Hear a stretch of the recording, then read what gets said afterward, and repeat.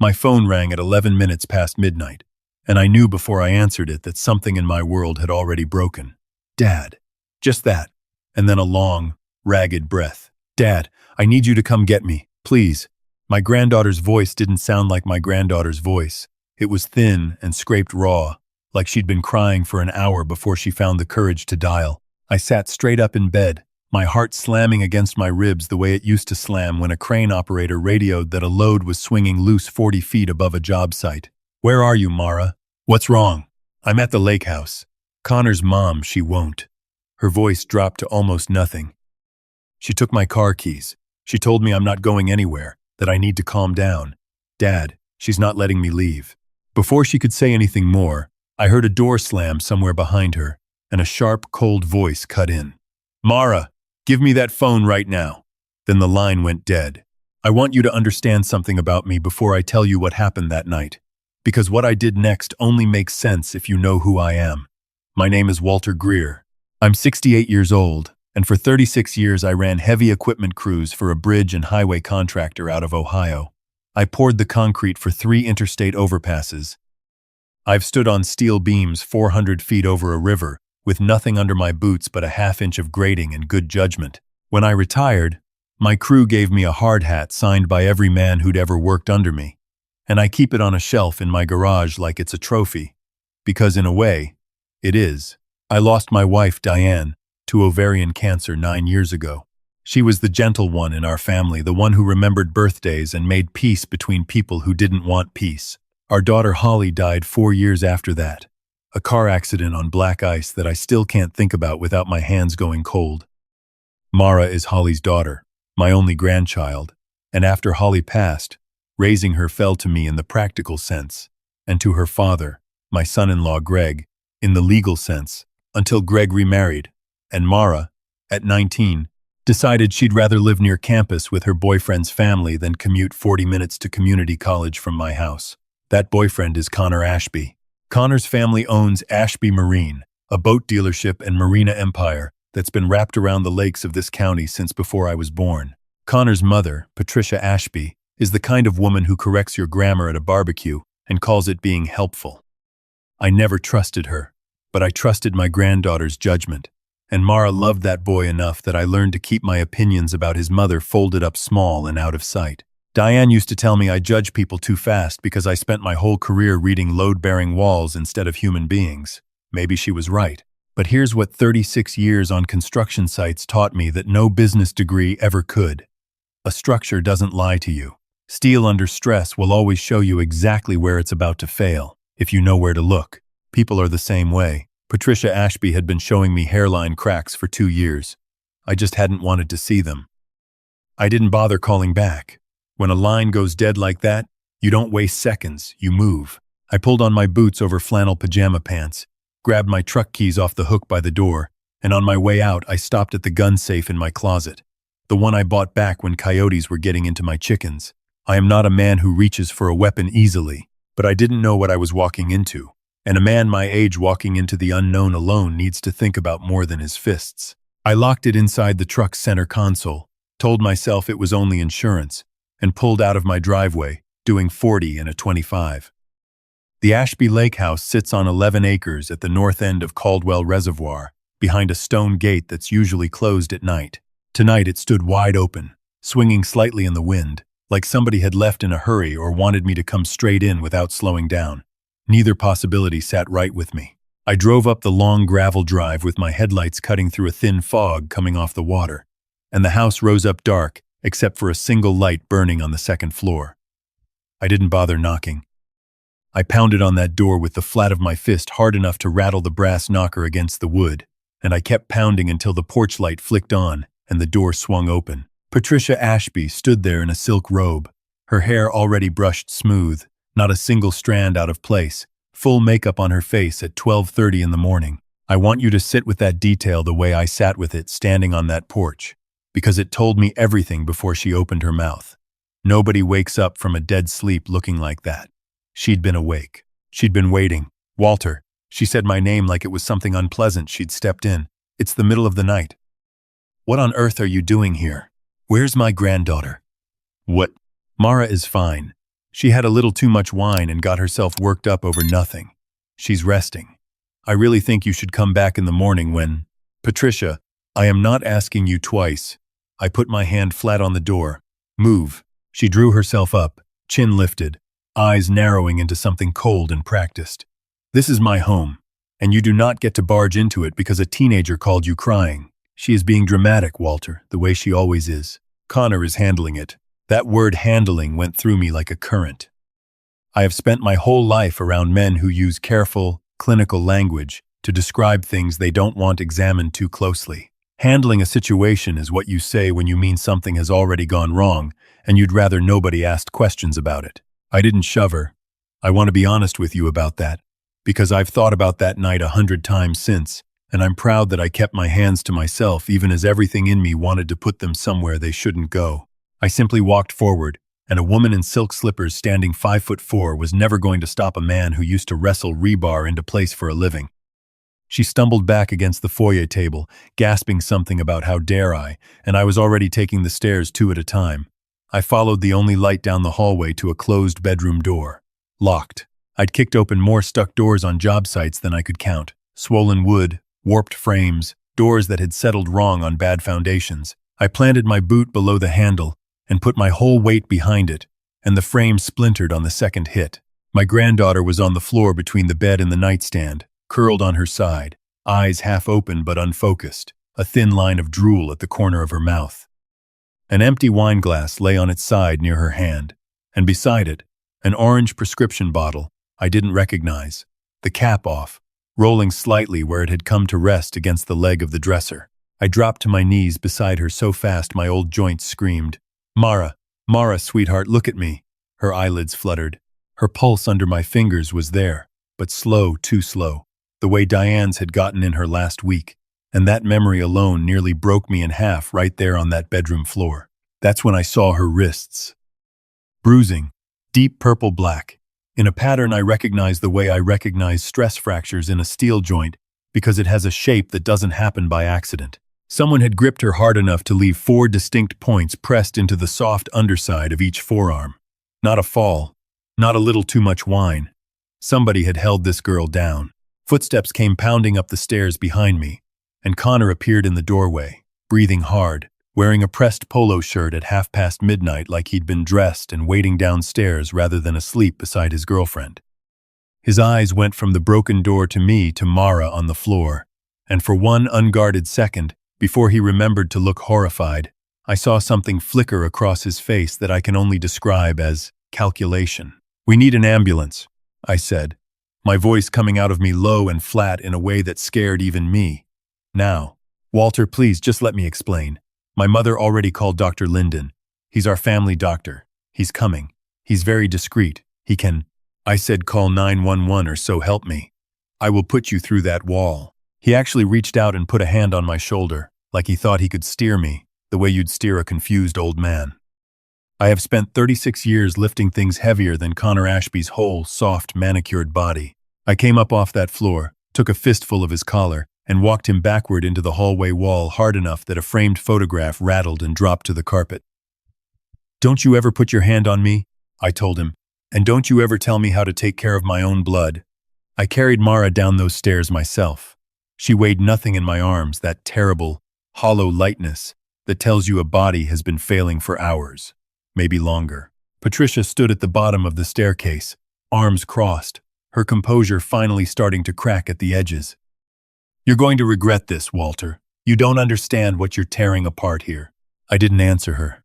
I carried my granddaughter out into the cold, laid her across my truck's back seat, buckled her in, and wrapped my own jacket around her shaking shoulders. Connor came running out and threw himself into the passenger seat before I could stop him, insisting he had a right to be there as her boyfriend. I didn't have time to argue. Every minute mattered. I put that truck in gear and drove for Mercy General faster than I've driven since I was 25 years old. At the emergency room, a team came out with a gurney and took her from my arms, and for one moment I thought the worst of the night was over. Then a man in a white coat came striding out from a side hallway with the kind of unhurried confidence that told me he'd been called ahead, and he walked straight past me to Connor. "Mr. Ashby, your mother phoned ahead. I've got a private room ready. We'll keep this quiet." I want a full toxicology screen, I said, stepping in front of him. I want her wrists documented and photographed. I want to know exactly what's in her system. He looked at me the way you look at gum on your shoe. Sir, Connor is her listed emergency contact and next of kin. I'll be discussing her care with him. 2 security guards materialized behind him like they'd been waiting in the wings the whole time, and they steered me gently, but firmly into a waiting room with hard plastic chairs and fluorescent lights that hummed like a generator about to fail. I sat there for what felt like a year. I want to tell you what went through my mind in that chair, because it's the only thing that kept me from doing something I couldn't take back. I started thinking about Mara the way I used to think about a compromised structure on a job site. You don't react. You don't swing a sledgehammer at the first crack you see. You step back. You assess the load. You find out exactly where the failure started, and then you bring the whole thing down on your own terms, at a time of your choosing, in a way that doesn't bury anybody underneath it who doesn't deserve to be there. The doctor came back an hour later carrying a clipboard, and he handed it to Connor, not to me. Connor read it and immediately folded into a chair, burying his face in his hands, his shoulders shaking with sobs that looked, to my eye, like they'd been rehearsed in front of a mirror. She's been struggling, Connor said, lifting his head just enough to look devastated and noble at once. Drinking, mixing it with anxiety medication. I tried to stop her tonight. I tried to take the pills away. We fought, and I should have called for help sooner. This is my fault. I failed her. I have built things that hold up under 100-mile-an-hour wind loads. I know what a fabricated structure looks like, and I was looking at one standing right in front of me in a hospital hallway, performing grief for an audience of exactly one skeptical old man. I didn't argue with him. I let him talk. When a man is busy stacking lies on top of each other, the smartest thing you can do is let him keep stacking until the weight of it collapses on its own. They wouldn't let me see her that night. I sat in that waiting room until sunrise, and somewhere around 4 in the morning, sick with worry and too much black coffee, I remembered something. 3 weeks earlier, Mara had called me not crying, just troubled, and asked if I still had the paperwork from her mother's life insurance policy locked in my safe at home.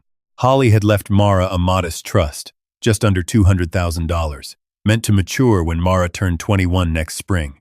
At the time, I'd thought nothing of the question. Sitting in that hospital chair, I thought of nothing else.